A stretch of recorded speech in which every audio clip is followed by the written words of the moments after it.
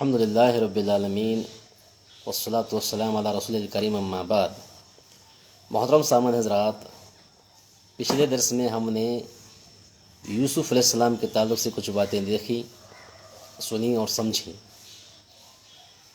آخر میں ہم نے دیکھا یوسف علیہ السلام کے ساتھ دو اور قیدی رہتے ہیں جو کہ انہی کے ساتھ وہی قید خانے میں ایک جرم کی سزا کاٹتے ہوئے ہوتے ہیں۔ اچانک دیکھتے ہیں کہ ان میں سے جو دو قیدی تھے، ایک قیدی یوسف علیہ السلام کو کہتا ہے کہ کل رات میں نے ایک خواب دیکھا جس میں دیکھ رہا ہوں کہ میں انگور کو نچوڑ کر شراب بنا رہا ہوں، پتہ نہیں اس کی تعبیر کیا ہو سکتی ہے۔ اے یوسف، آپ بہت اخلاق والے، آپ نیک ہیں، میں سمجھتا ہوں کہ آپ اس کی تعبیر کرتے ہوں۔ ساتھ میں ایک اور جو سزا کاٹنے والا قیدی تھا وہ کہتا ہے کہ ہاں یوسف صاحب، میں نے بھی خواب دیکھا، ایک عجیب خواب۔ میں اپنے سر پر ایک ٹوکری میں روٹیوں کو لیا ہوں اور پرندے اسے نوچ کر کھا رہے ہیں، پتہ نہیں اس کی کیا تعبیر ہے، آپ ہمیں بتائیے۔ تو یوسف علیہ السلام تعبیر کرتے ہیں کہ تم جو انگور نچوڑ رہے تھے اپنے خواب میں، بہت جلد تم بادشاہ کے ساقی بننے والے ہو۔ ساقی سے مراد یہ ہے کہ بادشاہ کو اپنے ہاتھوں سے انگور اچڑ کر شراب پلانا، یہ ساقی کا کام ہوتا ہے، ٹھیک ہے۔ اس دور میں شراب حلال تھی، تو اس حساب سے اس کو وہ ذمہ ملنے والا تھا بادشاہ کا خاص، ٹھیک ہے۔ اور وہ جو انسان ہے جو اپنے سر پر ٹوکری لے کر بیٹھا ہے یا پھر چنگیری لے کر بیٹھا ہے، اس میں روٹیاں رکھی ہوئی ہیں اور پرندے نوچ نوچ کر کھا رہے ہیں، اسے کہتے ہیں کہ بھائی بہت جلد تمہیں سولی دی جائے گی اور تمہارے سر کو، تمہارے جسم کو پرندے نوچ نوچ کر کھائیں گے۔ اور ساتھ ہی کہتے ہیں یوسف علیہ السلام جو ساقی تھا، جو بادشاہ کا خاص بننے والا تھا، اس کو شراب پلانے والا تھا، جو اس کو وہ نوکری ملنے والی تھی، کہتے ہیں کہ بھائی اگر تو چلا گیا، رہا ہو گیا اور بادشاہ کی وہ ذمہ تو نے حاصل کر لی، بادشاہ کا وہ کام تو نے حاصل کر لیا کہ بادشاہ کو تو نچوڑ کر شراب پلائے گا، تو میرا بھی ذکر کرنا، میں یہاں بے وجہ سزا کاٹ رہا ہوں۔ تو محترم سامعین حضرات، بات یہ ہے وہ انسان رہا ہوتا ہے اور بادشاہ کے اس کام پر لگ بھی جاتا ہے، لیکن اس کے دماغ میں یہ بات چلی جاتی ہے، وہ بھول جاتا ہے کہ یوسف علیہ السلام نے اس سے یہ درخواست کی تھی۔ ہوتا ہے ایسا انسان کو، جب انسان خوشی میں ہوتا ہے تو کچھ چیزیں بھول بھی جاتا ہے۔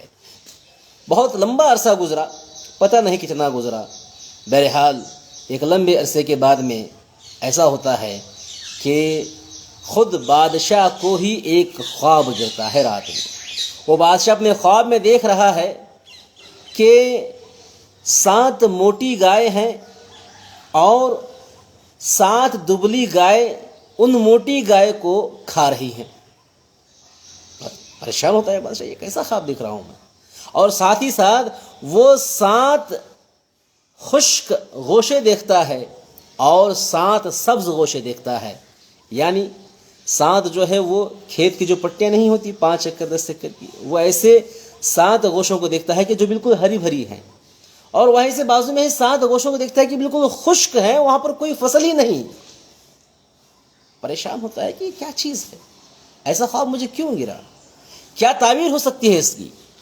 یہ سوچ کر صبح دربار میں اپنے تمام درباریوں سے اس خواب کی تعبیر کے لیے گزارش کرتا ہے کہ کون ہے جو اس خواب کی تعبیر کو بہتر انداز میں پیش کر سکے۔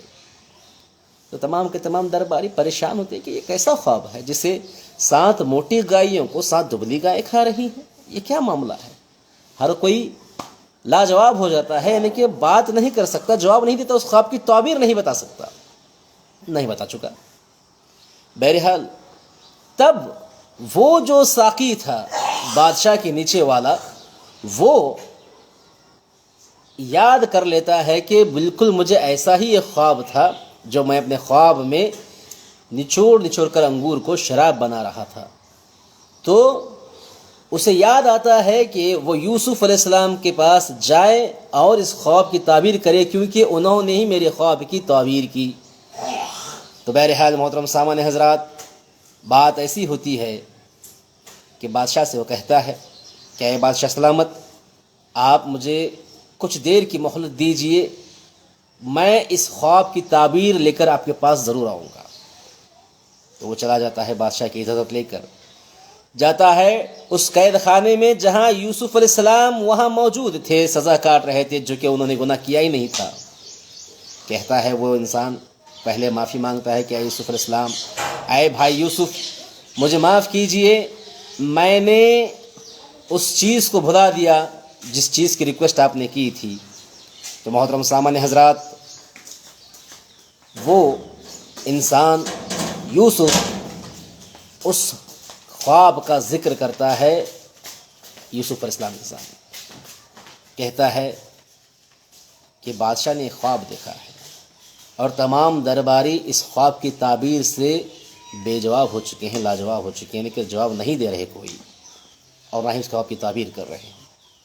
آپ بتائیں اس خواب کی تعبیر کیا ہو سکتی ہے؟ بادشاہ سلامت نے دیکھا کہ وہ اپنے خواب میں 7 موٹی تازی گائے کو دیکھ رہے ہیں، اور وہیں 7 دبلی پتلی گائے ان موٹی تازی گایوں کو کھا رہے ہیں۔ یہ کیا معاملہ ہو سکتا ہے؟ اور دیکھتے ہیں 7 خشک گوشے ہیں اور 7 ہریالی والے گوشے ہیں، پتہ نہیں اس کی تعبیر کیا ہے۔ بادشاہ بہت پریشان ہے، آپ اس کی تعبیر کر دیں۔ محترم سامان حضرات، یوسف علیہ السلام کہتے ہیں کہ میں اس کی تعبیر بے شک کروں گا، لیکن میری کچھ شرط ہے۔ کہتے ہیں بادشاہ سے کہو جو میں یہاں سزا کاٹ رہا ہوں وہ بھی بنا کچھ مطلب کے، بنا کچھ گناہ کیے میرے اوپر ظلم ہو رہا ہے، مجھے رہائی دی جائے، لیکن باعزت بری کیا جائے، اور میرا گناہ جو ہے، جو کہ میں نے نہیں کیا، وہ لوگوں کے سامنے ثابت ہو کہ میں بے قصور ہوں، میں معصوم ہوں۔ اگر بادشاہ ایسا کرتا ہے تو میں اس خواب کی تعبیر ضرور کروں گا۔ بادشاہ کے پاس جا کر وہ انسان کہتا ہے کہ بادشاہ سلامت، میں نے جس کا ذکر کیا آپ کے سامنے کہ میں آپ کے خواب کی تعبیر لے کر آؤں گا، وہ شخص یقیناً خواب کی تعبیر کرتے ہیں۔ انہوں نے میرے خواب کی بھی تعبیر کی تھی کہ میں نے انہیں جب میرا خواب بتایا تھا تو مجھے کہا تھا کہ تو بادشاہ کا ساقی بننے والا ہے۔ یقیناً وہ بالکل خواب کی تعبیر بہتر کرتے ہیں، تو لہٰذا ان کی گزارش ہے کہ وہ بے گناہ ہیں، ان کا جو گناہ ہے وہ ایک طرح کا الزام ہے، انہوں نے کیا نہیں ہے، وہ چاہتے ہیں کہ وہ اس گناہ سے بری ہو کر باعزت رہا ہو جائیں اور لوگوں کے سامنے ان کی پاک دامنی کا اظہار ہو جائے۔ تو بادشاہ پوچھتا ہے کہ وہ کون سا گناہ کاٹ رہے ہیں، کون سے گناہ کی سزا کاٹ رہے ہیں؟ تو معلوم ہوتا ہے کہ عزیز مصر کی بیوی نے انہیں اس الزام لگایا ہے۔ تو باقاعدہ عزیز مصر اور وہ تمام عورتیں جن کے ہاتھ میں پھل اور چھری تھی، ان تمام کو بلایا جاتا ہے۔ وہ تمام کی تمام کہتی ہیں یوسف بے قصور ہیں، یہی عورت جو زلیخا ہے انہیں پھنسائی تھی، بالکل بھی بے قصور یوسف علیہ السلام ہیں، وہ تو ایک فرشتہ ہیں، ان کی تعریف کی جاتی ہے، ان کے اخلاق کی تعریف کی جاتی ہے۔ تو محترم سامان حضرات، یوسف علیہ السلام کو بادشاہ باعزت بری کرتا ہے، عزت کے ساتھ رہا کرتا ہے، اور ان کے اوپر جو الزامات لگے تھے ان تمام الزامات کو رد کرتے ہوئے یوسف علیہ السلام کی پاک دامنی لوگوں کے سامنے ظاہر کر دیتا ہے۔ آپ دیکھ رہے ہیں جو انسان نیک ہے، جو انسان اللہ کا تقوی اختیار کیا ہوا ہے، اس کے باوجود اس پر ظلم ہو رہا ہے، تو ایک نہ ایک دن اللہ تعالیٰ اس کی بے گناہی ثابت کر کے رہیں گے، اور اتنا ہی نہیں بلکہ اسے سب لوگوں کے سامنے ایسی اس کی عزت لائیں گے کہ انسان اور بھی ان سے متاثر ہو کر ان کی عزت کرنے لگ جائے گا۔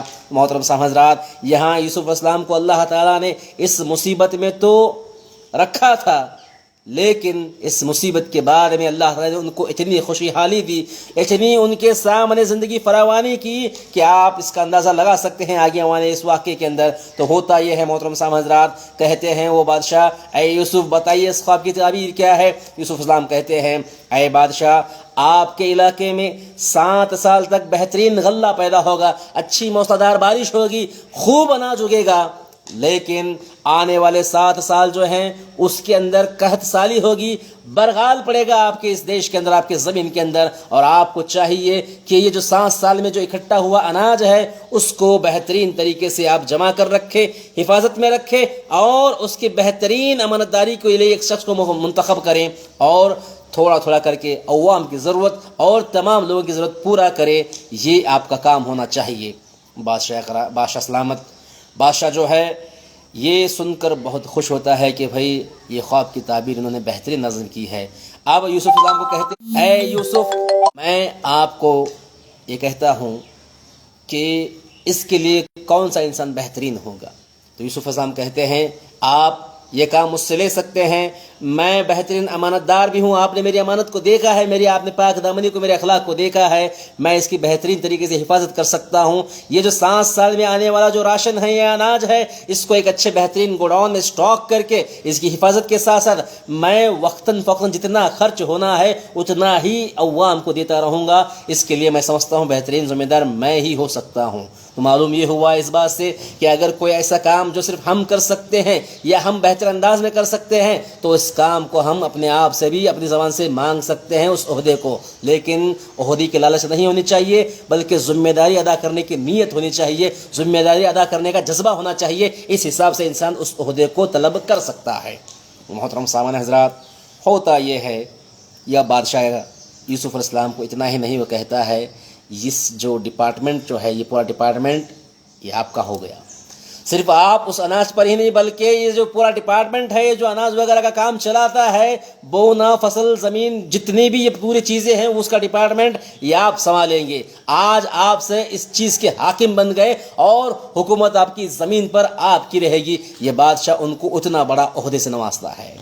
آپ دیکھ رہے ہیں یوسف علیہ السلام جن کی زندگی مشکلوں میں، مصیبتوں میں کٹ رہی تھی، آج وہ ایک بادشاہ بن رہے ہیں، آج وہ ایک حاکم بن رہے ہیں، ایک بہت بڑے عہدے پر آ گئے ہیں۔ یہ اللہ والوں کی بات ہوتی ہے۔ محترم سامعین حضرات، اللہ تعالیٰ کسی کے اعمال کو ضائع نہیں کرتا۔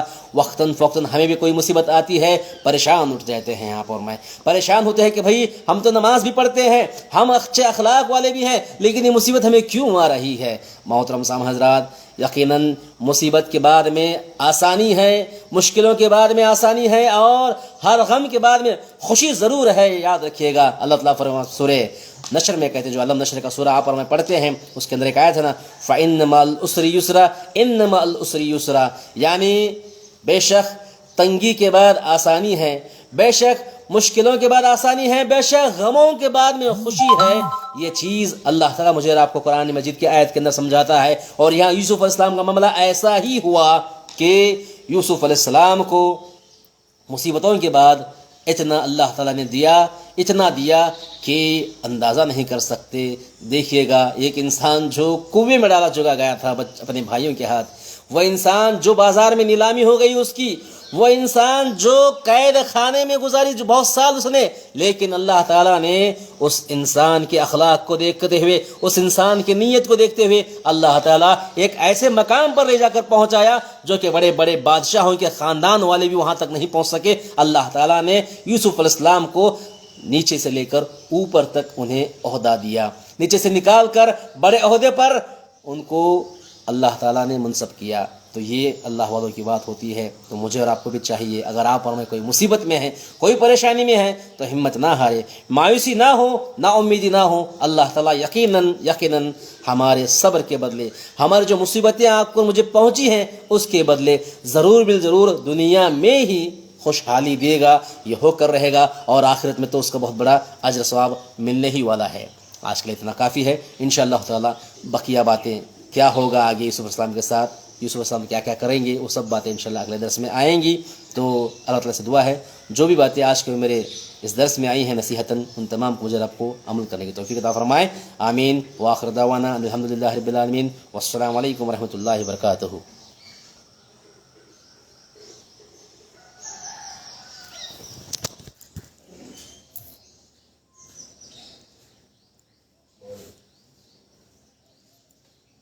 السلام